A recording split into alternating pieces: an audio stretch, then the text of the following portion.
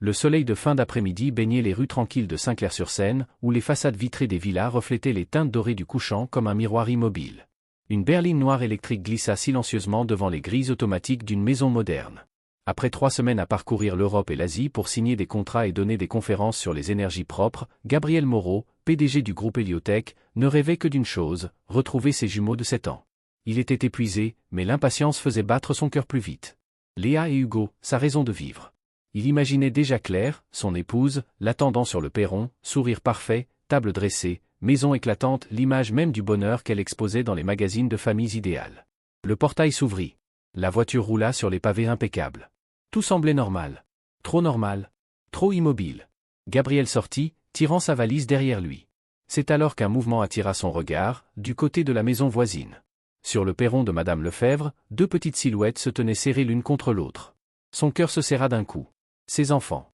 Pieds nus sur le béton froid, cheveux emmêlés, vêtements froissés et bien trop grands pour eux. Ils grelottaient, agrippés l'un à l'autre, pendant que la vieille dame se penchait pour leur tendre un morceau de pain enveloppé dans une serviette. Une petite voix tremblante s'éleva. « Madame, vous auriez quelque chose à manger ?» Les mots traversèrent Gabriel comme une lame. Sa mallette glissa de sa main et s'écrasa au sol. Il courut sans réfléchir. Hugo. Léa. Les jumeaux se retournèrent. Dans leurs yeux, il vit la peur, la honte et une étincelle d'espoir. « Papa » murmura Léa, comme si le mot lui brûlait la langue. Madame Lefebvre se redressa, les mains tremblantes. « Mon Dieu. Gabriel. Je ne savais pas quoi faire. Ils viennent ici depuis plusieurs jours, pour demander du pain. » Le monde chancela autour de lui. « Quoi ? Non. » Hugo baissa la tête, les poings serrés. Gabriel se pencha devant eux, cherchant leur visage. Leurs joues creuses, leurs lèvres gercées, leurs yeux éteints. Ce n'étaient plus les enfants rieurs qu'il avait laissés. « Mes amours, que s'est-il passé ?» Sa voix se brisa. Il voulut les serrer, mais Hugo fit un pas en arrière, tirant sa sœur derrière lui, le regard fixé vers la maison d'où il venait, plein d'une terreur muette. Un frisson parcourut Gabriel. Ce regard-là, il le connaissait, celui d'un enfant qui a appris à craindre chez lui. « Parle-moi, fiston, je t'en prie. » Hugo secoua la tête. Puis, dans un souffle à peine audible. « Elle a dit que, si on parlait, on serait enfermé à nouveau. » Gabriel sentit son sang se glacer. « Qui a dit ça ?» Le garçon mordilla sa lèvre. Une larme tomba. « C'est clair. » Le nom résonna dans l'air comme une gifle. Le sol sembla s'effondrer sous lui. Madame Lefebvre posa une main douce sur son épaule. « Viens à l'intérieur, Gabriel. On doit parler au calme. » Il leva les yeux vers la fenêtre du premier étage de sa propre maison. Un rideau bougea. Un instant, il distingua Claire, figée, les bras croisés, le visage sans expression. Leurs regards se croisèrent. Froid. Lointain. Gabriel détourna les yeux et suivit la vieille dame à l'intérieur. La petite cuisine sentait la camomille et la vanille.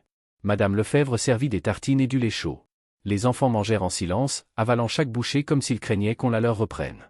Gabriel les observait, la gorge serrée. « Depuis combien de temps ? » « Plus d'1 semaine, répondit la voisine. « Peut-être davantage. J'ai entendu des pleurs, des portes verrouillées. Quand j'ai demandé, Claire m'a dit de ne pas me mêler de ce qui ne me regardait pas. » Chaque mot frappait Gabriel comme un coup.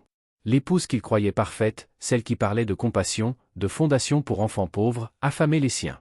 Léa reposa sa tartine, les yeux mouillés. Maman a dit que, la nourriture, c'est pour les invités. Le cœur de Gabriel éclata en 1000 morceaux. Il prit la main glacée de sa fille. « C'est fini, ma chérie. Je te le promets. Plus jamais. » Madame Lefebvre hocha la tête gravement. « Tu dois agir vite, Gabriel. Ils ont peur. Et ce genre de peur ne vient pas du hasard. » Il acquiesça, incapable de parler. Dehors, le vent d'automne apportait l'odeur de pluie.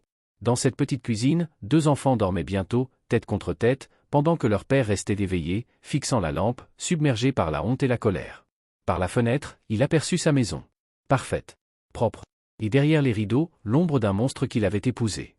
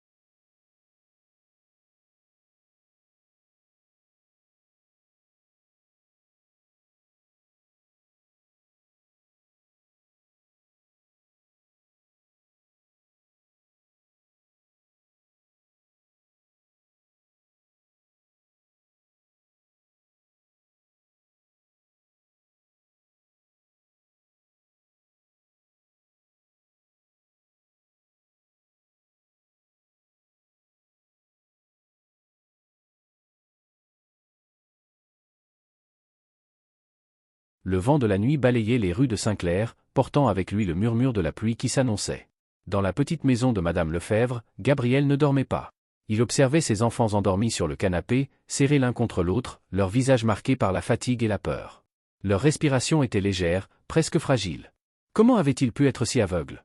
Il avait bâti un empire, sauvé des forêts, signé des accords pour l'avenir de l'humanité, et pendant tout ce temps, ses propres enfants souffraient dans le silence, à quelques mètres de sa chambre. Un message vibra sur son téléphone. Claire, tu es rentrée? J'ai vu ta voiture. Rien d'autre. Pas un mot sur les enfants. Pas une trace d'inquiétude. Seulement cette froide politesse, comme si elle vérifiait un contrat. Gabriel posa le téléphone face contre table, incapable de répondre. Il sentit la honte lui brûler la gorge, mêlée à une colère nouvelle, dense, lucide. Il jura silencieusement. Je vous protégerai, mes amours. Coûte que coûte. À l'aube, le ciel gris se reflétait sur les flaques d'eau. Madame Lefebvre prépara un petit déjeuner simple, pain grillé, œufs et lait chaud. Léa mangeait lentement, hésitant à chaque bouchée, comme si la faim et la peur s'étaient entremêlées dans son esprit. Quand Gabriel annonça qu'ils iraient voir un médecin, les larmes montèrent aussitôt aux yeux de la fillette. Non, on ne rentre pas? Non, ma chérie. Je te le promets. On ne rentre pas là-bas. Hugo leva la tête, les yeux pleins de doute. Tu vas nous protéger? Gabriel serra la main de son fils, la voix tremblante. Je te le jure. C'était plus qu'une promesse. C'était un serment. Quelques heures plus tard, la Tesla s'arrêta devant l'hôpital Saint-Pierre, à Paris. Les grandes vitres reflétaient un ciel d'acier. Gabriel prit Léa dans ses bras pendant qu'Hugo s'accrochait à sa manche, méfiant, silencieux. Le docteur Olivia Roux, pédiatre expérimenté, les accueillit avec une douceur calme. Entrez, monsieur Moreau. On va s'occuper d'eux. La salle d'examen sentait le savon et la menthe. Des dessins d'enfants ornaient les murs. Pendant plus de 40 minutes, aucun mot ne fut prononcé. Seulement le bruit du stylo sur le papier, les gémissements étouffés, les respirations retenues. Olivia prit finalement une profonde inspiration avant de relever les yeux. Monsieur Moreau, vos enfants sont malnutris, carencés en vitamines, anémiques, et présentent des signes évidents de stress chronique. Elle marqua une pause. Ces ecchymoses, elles ne datent pas d'hier. Ce sont des marques de poigne, de contrainte. Gabriel sentit ses poings se refermer jusqu'à en blanchir les jointures. Sa respiration devint saccadée. Depuis combien de temps? Demanda-t-il d'une voix rauque. Olivia le fixa avec compassion. Plusieurs mois, peut-être un an. Ces enfants ont appris à vivre dans la peur. Leur corps ne ment pas. Gabriel ferma les yeux, submergé par la douleur. La femme que j'aimais, celle à qui j'ai tout confié, a trahi cette confiance, compléta doucement Olivia. Mais vous êtes là aujourd'hui. Et vous avez fait le bon choix. Elle posa un dossier sur la table. Je vais rédiger un rapport complet, carence, traumatisme, recommandations de protection immédiate. Servez-vous-en. Défendez-les. Gabriel hocha la tête, la voix brisée. Merci, docteur. Je ne laisserai plus personne leur faire de mal. Dehors, la pluie s'était calmée. Sur le parking, Hugo leva les yeux vers lui. Est-ce que la docteure va le dire à maman? Gabriel posa une main sur son épaule. Non, mon grand. Personne ne vous fera peur à nouveau. C'est fini. L'après-midi même, il se rendit dans un immeuble du centre, au cabinet de maître Julien Delmas, son ami d'université devenu l'un des meilleurs avocats de Paris. Julien fronça les sourcils en voyant le dossier médical. Mon Dieu, Gabriel. Elle les affamait? Oui. Et peut-être pire. Je veux la garde complète. Mais sans preuve solide, elle nous écrasera avec ses avocats et son image de sainte. Julien se leva, pensif. Il nous faut des faits irréfutables, vidéos, témoins, comptes détournés, tout. Je connais un ancien policier, Marc Dubois, devenu détective privé. Discret. Méthodique. Gabriel acquiesça. Engage-le. Tout de suite. Julien composa un numéro. Pendant qu'il parlait, Gabriel fixait la pluie qui reprenait derrière la vitre. Chaque goutte semblait marteler la même phrase. Agis. Protège-les. 2 jours plus tard, le détective lui remit de minuscules caméras, à cacher dans les pièces principales. Ce soir-là, il rentra enfin à la villa avec les enfants. Claire l'attendait sur le perron, belle, parfaite, vêtue de blanc. Chérie, tu m'as inquiète. Pourquoi avoir emmené les petits sans prévenir? Sa voix sonnait douce, mais son regard, froid, calculateur. Gabriel força un sourire. Ils avaient besoin d'air. Ils m'ont manqué. Elle caressa les cheveux de Léa, feignant la tendresse. Vous avez été sage avec papa? Maman était si triste sans vous. Hugo se cacha derrière son père. Claire ne broncha pas, mais une ombre passa dans ses yeux. Cette nuit-là, pendant qu'elle se douchait, Gabriel installa les caméras. Dans le salon, la cuisine, la chambre des enfants. Puis il ouvrit l'application sur son téléphone. Caméra active. Enregistrement en cours. Le combat venait de commencer.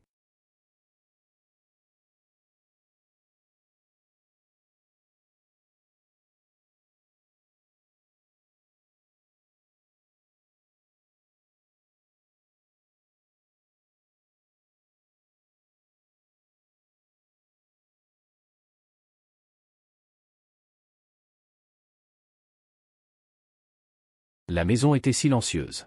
Trop silencieuse. Gabriel, assis dans son bureau, observait la lumière bleue de son ordinateur éclairé s'étirer. Ses mains tremblaient légèrement quand il ouvrit l'application de surveillance. Une notification s'afficha. Nouvelle vidéo enregistrée, chambre des enfants. Il prit une longue inspiration avant de cliquer sur lecture. L'écran montra Claire entrer dans la pièce, tenant un plateau d'argent. Sur ce plateau, une demi-tranche de pain et un verre d'eau à moitié vide. Sa voix douce traversa le haut-parleur, calme et venimeuse à la fois. Les vilains enfants ne méritent pas de bons repas. Voilà ce que vous aurez ce soir? Hugo voulut parler, mais un seul regard de sa mère le fit taire. Léa, les larmes aux yeux, prit le morceau de pain avec des mains tremblantes. Claire s'approcha, se pencha, et ajouta d'une voix plus basse encore. Et si vous dites quoi que ce soit à votre père, il partira. Il vous laissera ici, avec moi. Pour toujours. Gabriel sentit sa gorge se nouer. Ses poings se crispèrent. Son souffle se coupa. Il rejoua la vidéo encore et encore, incapable de détourner les yeux de cette cruauté si froide, si méthodique. Dans une autre séquence, tournée dans la cuisine, il la vit verrouiller le réfrigérateur avec une clé qu'elle rangea ensuite soigneusement dans son sac à main. « Je fais ça pour votre bien », murmurait-elle. « Si vous mangez trop, vous deviendrez gros, et personne n'aime les enfants laids. » Un silence glacé suivit. Gabriel resta là, immobile, le regard vide.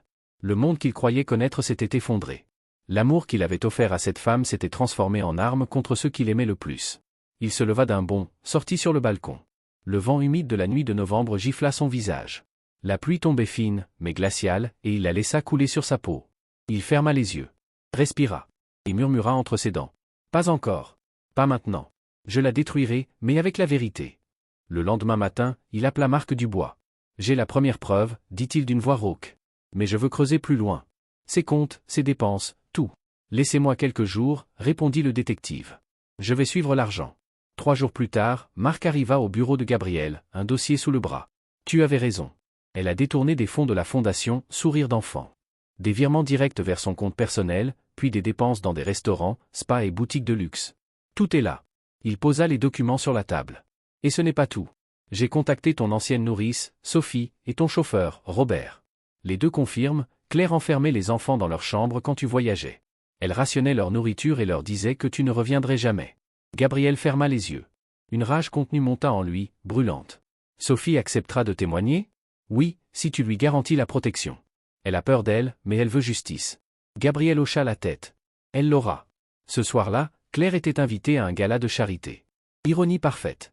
La compassion, la famille, l'avenir des enfants, voilà ce qu'elle prêcherait, vêtue de blanc, un verre de champagne à la main. Pendant qu'elle s'apprêtait, Gabriel resta seul au salon, regardant les dernières vidéos enregistrées. Sur une d'elles, il la vit téléphoner à une amie, riant à gorge déployée. « Tu sais, dit-elle, les gens croient que j'ai une famille parfaite. C'est ça, la clé, savoir jouer le rôle. Ces enfants doivent apprendre à ne pas ruiner mon image. » Sa voix, suave, résonna dans la pièce. Le sang de Gabriel bouillonna. Chaque mot devenait une preuve, chaque sourire un mensonge à abattre. Vers minuit, alors que la pluie redoublait, un petit pas se fit entendre. Hugo, en pyjama, apparut à la porte. « Papa, j'ai peur. » Gabriel se pencha, l'accueillant dans ses bras. « Pourquoi, mon grand? J'ai entendu maman parler au téléphone. Elle a dit que, si tu découvrais tout, elle ne laisserait personne tranquille. » Gabriel sentit son cœur se serrer. Il caressa les cheveux de son fils et répondit doucement. « Tant que je suis là, personne ne te fera de mal. C'est fini. » Il berça Hugo jusqu'à ce qu'il s'endorme, la tête posée sur sa poitrine. Puis il se leva, le regard dur. Rien ne pouvait l'arrêter désormais. Il retourna devant son écran, revoyant les vidéos, notant les heures, les détails, les mots. Chaque geste de Claire devenait une pièce de dossier, un clou de plus dans le cercueil de son mensonge. Et d'une voix presque inaudible, il murmura. « Tu as commencé cette guerre, Claire. Mais c'est moi qui la terminerai. » Dehors, la scène charriait la pluie et le froid, mais dans le cœur de Gabriel, une flamme brûlait, claire et implacable. Celle d'un père réveillé, prêt à tout pour sauver ses enfants.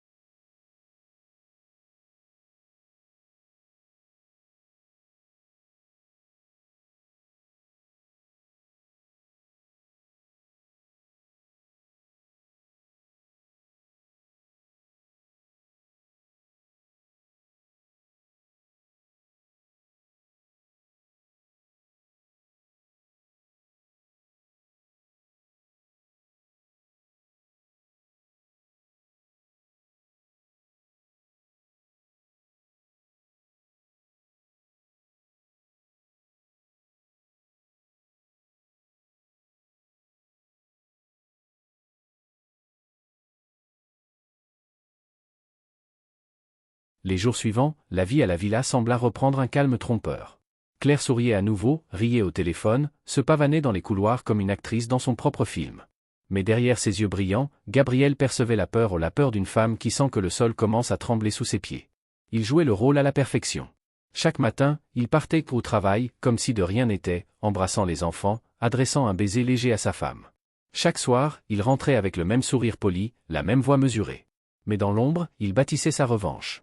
Marc Dubois continuait ses investigations.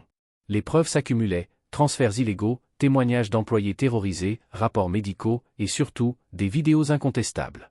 Gabriel avait désormais tout ce qu'il fallait pour frapper.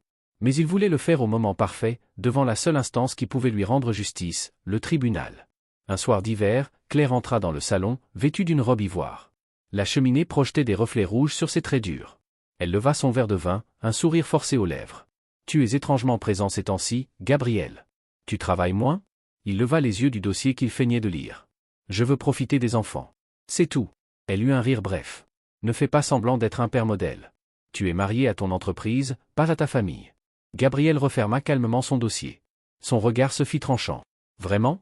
Alors explique-moi, Claire, pourquoi mes enfants ont dû frapper chez la voisine pour demander à manger? Pourquoi Léa se réveille en hurlant ton nom?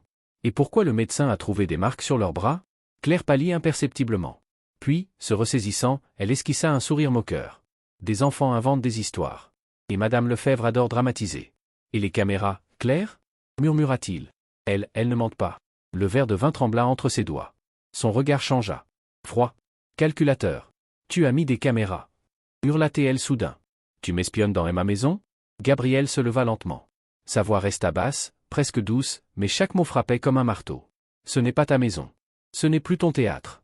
Et ce que j'ai vu, le monde entier va le voir. » Elle recula, blanche comme la cire. « Tu détruiras ta réputation avec la mienne.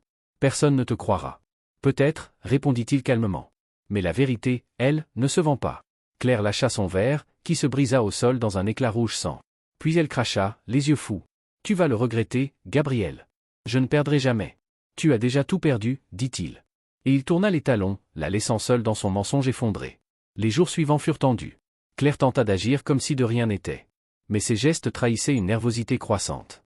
Elle passait des coups de fil à voix basse, verrouillait la porte de son bureau, brûlait des papiers dans la cheminée. Gabriel la laissait faire. Chaque seconde, chaque action ajoutait une preuve de plus à son dossier. Une semaine plus tard, Julien Delmas, l'avocat, l'appela. « C'est le moment. Le juge Cole a accepté d'entendre l'affaire en urgence. »« Alors allons-y, » répondit Gabriel. Le matin du procès, un épais brouillard recouvrait Paris. Devant le tribunal de la rue de Lutèce, des journalistes attendaient déjà, les caméras braquées sur les grandes portes de pierre.